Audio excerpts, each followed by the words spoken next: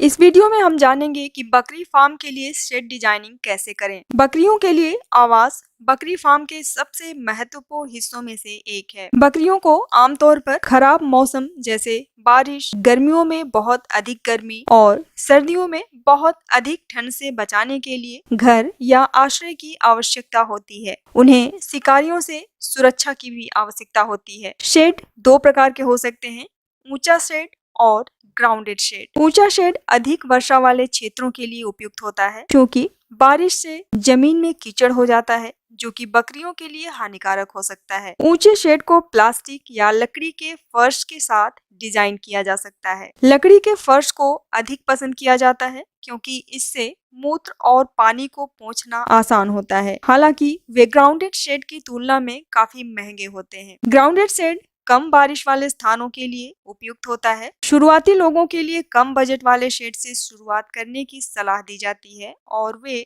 Grounded shade को चुन सकते हैं। वे अपना बजट कम रखने के लिए बांस, घास, लकड़ी आदि का भी उपयोग कर सकते हैं। आपके फार्म में कितनी बकरियां हैं, यह शेड या घर का आकार निर्धारित करेगा। शेड इतना बड़ा होना चाहिए कि उसमें आपके सभी बकरियां आसानी से आ सकें, जिसमें उनके घूमने फिरने और लेटने की जगह काफी हो। बकरी फार्म में छायादार भाग के साथ साथ खुला क्षेत्र भी होना जरूरी है, क्योंकि बकरियां अपना अधिकांश समय खुले मैदान में बिताती हैं। खुला क्षेत्र छायादार क्षेत्र से अधिक होना चाहिए। मान लीजिए यदि छायांकित क्षेत्र 15 से 20 वर्ग फुट है, तो खुला क्षेत्र 50 से 70 वर्ग फुट होना चाहिए। दूसरी महत्वपूर्ण चीज है फीडर। फार्म में पर्याप्त और अच्छी तरह से डिजाइन किया गया बकरी फीडर होना चाहिए। 100 बकरियों के फार्म में 3 से 4 फीडर की आवश्यकता होती है। फीडर की ऊंचाई 45 से 50 सेंटीमीटर होनी चाहिए। फीडर की चौड़ाई और गहराई क्रमशः 20 सेंटीमीटर और 10 सेंटीमीटर होना चाहिए। हालांकि बच्चों के लिए फीडर की ऊंचाई अलग होनी चाहिए। फीडर के नीचे एक छोटा सा छेद भी होना चाहिए, ताकि पानी गिरे तो आसानी से निकल भी सके। बकरी फार्म में सबसे महत्वपूर्ण बात यह है कि इसका निर्माण पूर्व पश्चिम दिशा में किया जाना चाहिए। इसे उचित सूर्य के प्रकाश का उचित इस्तेमाल करने में मदद मिलेगी, जो बैक्टीरिया के संक्रमण को रोकने में मदद कर सकता है। बकरियां ठंड को सहन नहीं कर सकती हैं, इसलिए उन्हें गर्म स्थानों पर रखा जाना चाहिए। फार्म का फर्श सीमेंट या टाइल वाला नहीं होना चाहिए।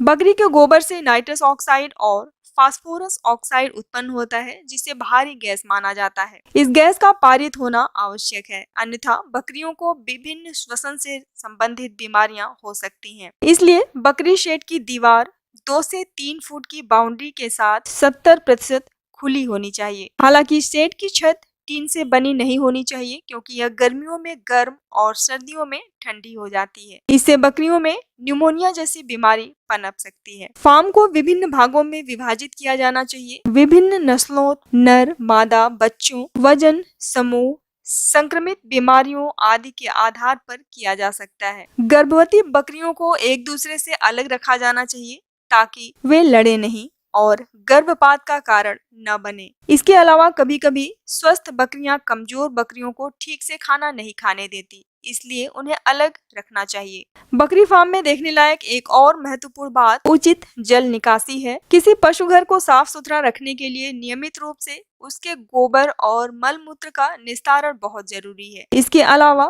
फर्श ढलानदार होना चाहिए, ताकि मूत्र या पानी बिना अधिक प्रयास के आसानी से बाहर निकल सके। शेड में उचित वेंटिलेशन के साथ साथ अच्छा वायु प्रवाह भी होना चाहिए, और विशेष रूप से सर्दियों में धूप आनी चाहिए। शेड को बांधने और बकरियों को शिकारियों से बचाने के लिए बाड़ का उपयोग किया जा सकता है। कम बजट में पूरे खेत को ढकने के लिए बांस और कपड़े का उपयोग हम कर सकते हैं। तो दोस्तों, आपको वीडियो कैसा लगा ये कमेंट बॉक्स में लिखकर हमें जरूर बताइएगा, और अगर कोई सजेशन है, सुझाव है, तो उसे भी जरूर लिखिएगा। धन्यवाद।